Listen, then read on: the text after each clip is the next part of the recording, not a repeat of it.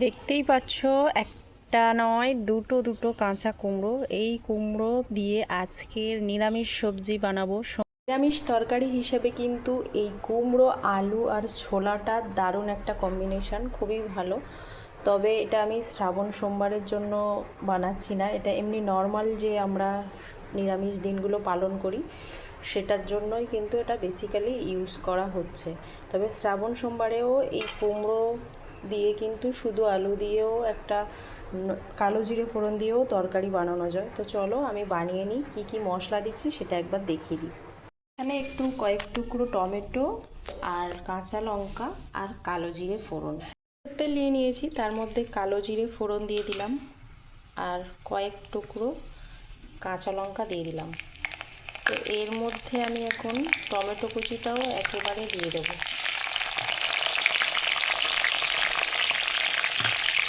তারপরে আদা বাটা দিয়ে দিচ্ছি লবণ।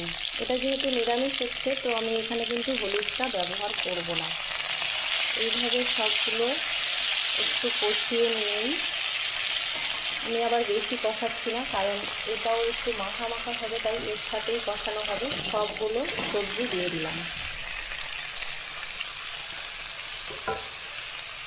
তো এবারে ভালো করে সব ইনগ্রেডিয়েন্টগুলো দিয়ে এবারে কষাবো।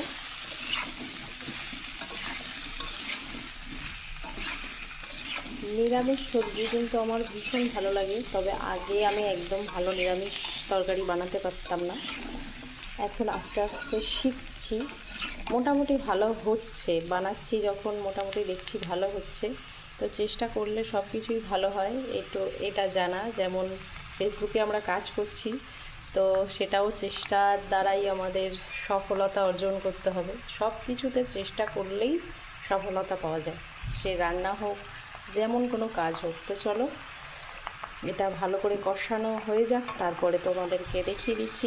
এটা কিন্তু কষিয়েই একটু ঢাকা দিয়ে কষিয়ে জাস্ট যখন একটু সিদ্ধ হয়ে আসবে তখন তুলে নিলেই হয়ে যাবে আমাদের নিরামিষ কচি কুমড়ো দিয়ে, মানে ছোটো কুমড়ো দিয়ে ছোলা দিয়ে নিরামিষের তরকারি। এই রেসিপিটা কিন্তু খুবই নির্ঝঞ্ঝাট একটা রেসিপি, মানে বানানোর কোনো চাপই নেই। নিরামিষ দিনগুলোতে অবশ্যই ট্রাই করে দেখতে পারো। আর আমার কিন্তু ভীষণ পছন্দ কাঁচা কুমড়োটা, পাকা কুমড়োটা অতটা পছন্দ করি না। তবে কাঁচা কুমড়ো না থাকলে পাকা কুমড়ো দিয়েও এইভাবে বানাই। তো আজকের এই নিরামিষ রেসিপিটা তোমাদের কেমন লাগলো অবশ্যই কমেন্টে জানিও। আর এই যে দেখো আমার কিন্তু পুরো রেসিপিটা রেডি হয়ে গেছে। আজকের মতো টাটা।